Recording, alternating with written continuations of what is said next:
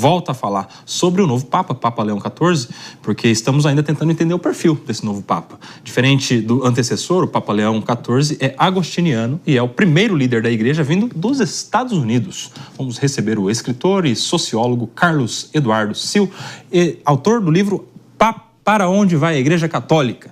E ninguém melhor para ajudar nessa análise. Professor, bem-vindo ao Morning Show. É um prazer te receber nesse momento em que o mundo todo está conhecendo Papa Leão XIV. Bem-vindo. O que esperar do novo Papa? Bom dia. Sim, nós temos que começar a traçar o perfil do novo Papa e, de fato, é muito importante a gente analisar os seus fundamentos teológicos. A gente já tem dois elementos. A gente conhece o nome dele, né? E o nome é uma condensação do seu programa de governo. A gente precisa entender bem o que é Leão XIV, a gente sabe que isso remete a Leão XIII e a doutrina social da igreja, e a gente já tem palavras muito bem escolhidas pelo Papa Leão XIV na sua aparição no balcão da Basílica de São Pedro, né? Uma manifestação que pode ser sintetizada em 3 palavras: paz, Francisco e o que a gente vai discutir hoje, Santo Agostinho. Então explica justamente, professor, o que significa ser um agostiniano, porque é a referência, não é, do perfil do novo Papa. O que é ser um agostiniano? O que isso significa, no final das contas? Eu tenho certeza que Santo Agostinho vai ser uma referência importante na dimensão espiritual e também na dimensão política do papado de Leão XIV. Então, o que é ser um agostiniano?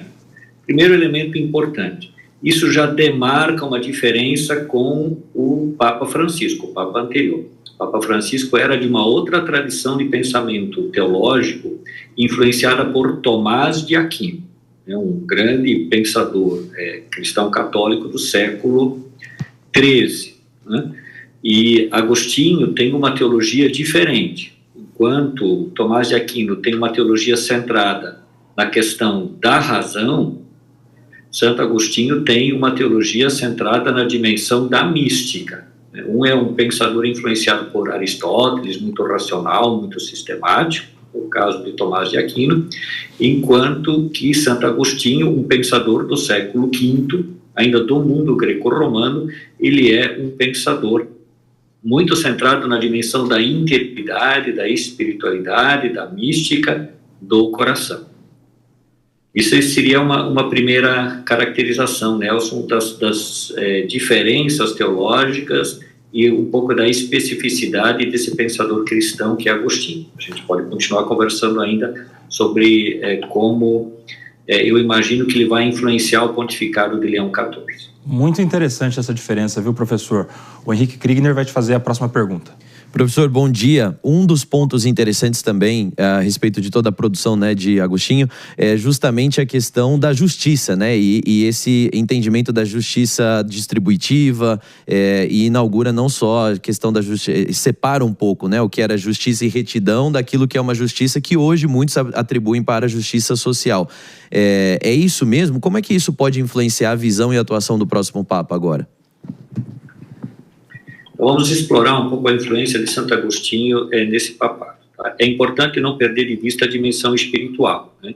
Agostinho escreveu uma obra chamada Confissões, onde ele fala muito da sua vida pessoal, da sua subjetividade, do seu processo de conversão. Então, essa espiritualidade de Santo Agostinho, centrada no sujeito, no interior, né? Na introspecção, no coração. Talvez essa seja a palavra-chave, né?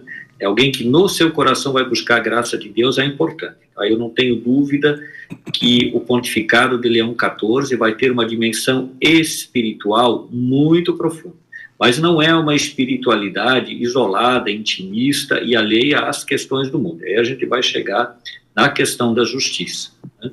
E aí eu vou fazer referência a uma outra obra importante de Santo Agostinho, que é a Cidade de Deus. Uma obra que ele escreveu, olha que interessante. Ele começou em 410, quando Roma foi invadida pelo exército de Alarico. E naquele momento o Papa reinante era Leão I. Então o que Agostinho está pensando? Um mundo em crise, um mundo em dissolução, um mundo em decomposição. Ele vai começar a pensar aquele momento. mundo muito parecido com o nosso, onde a gente vive uma crise da globalização, onde a gente vive uma crise dos mecanismos multilaterais. Sim. E Agostinho vai propor nessa obra uma divisão entre a cidade de Deus e a cidade dos homens. Ele vai dizer que a igreja, a cidade de Deus, ela está na cidade dos homens. Elas não estão separadas, elas convivem mutuamente. Isso é muito importante, porque isso vai remeter à figura de Leão XIII, vai remeter à questão de que você está me perguntando da justiça social. Então, ele está dizendo, sim, a igreja está no mundo, a igreja vai se comprometer com as questões sociais, com as questões políticas, com as questões ecológicas, com as questões migratórias, porque cidade de Deus e cidade dos homens convergem. Mas, duas coisas, nem a igreja se dissolve no mundo e nem o contrário. Agostinho não está propondo uma teocracia. Por quê? Porque essas cidades vão se separar no final dos tempos. Então é uma teologia muito equilibrada, que coloca a igreja no mundo como uma luz, como aquela que vai fornecer diretrizes sem impô-las. Sim. E uma dessas diretrizes é a questão da justiça social. Portanto, Santo Agostinho, insisto, ele tem uma dimensão mística e uma dimensão política, uma dimensão espiritual e uma dimensão social. E é isso que vai embasar teologicamente esse papado. Muito bem. Professor, que aula, viu? Quero agradecer demais a sua participação. Conversamos aqui com o professor Carlos Eduardo Seu, autor do livro Para Onde Vai a Igreja Católica. Certamente um livro que vai ter novas edições a partir agora do Papa Leão XIV. Agradeço demais a sua participação. Seja sempre bem-vindo aqui ao Morning Show, a Jovem Pan. Muito obrigado pelo interesse e bom trabalho para você. Falaremos mais. Você vê que essa questão da cidade de Deus, cidade dos homens, já é algo que diferencia muito o que pensa o novo Papa americano do presidente americano, né? Um se isola, o outro ele integra a sociedade, joga luz, participa do mundo, Mano Ferreira. E esse é um conflito que já fica claro quando a gente olha manifestações anteriores do cardeal, né? Antes de se tornar Papa, inclusive com uma discordância pública a respeito de uma argumentação do vice-presidente americano, J.D. Vance, que tentou trazer uma fundamentação cristã para uma noção de que nós devemos amar mais ou amar com prioridade aqueles que estão imediatamente próximos, né? Então, a família, a nossa comunidade, num senso de hierarquia, ao que o novo Papa respondeu publicamente que... Antes de ser Papa, que... na verdade, J.D. Vance estava errado com todas essas letras e que a lição de Cristo é que não devemos ranquear o amor. Sim. Então, já traz uma ideia justamente de que no lugar de haver um isolacionismo, como propõe a visão migratória do governo Donald Trump, é preciso ter uma integração e um amor que seja expandido para todos. Eu acho que esse conflito vai...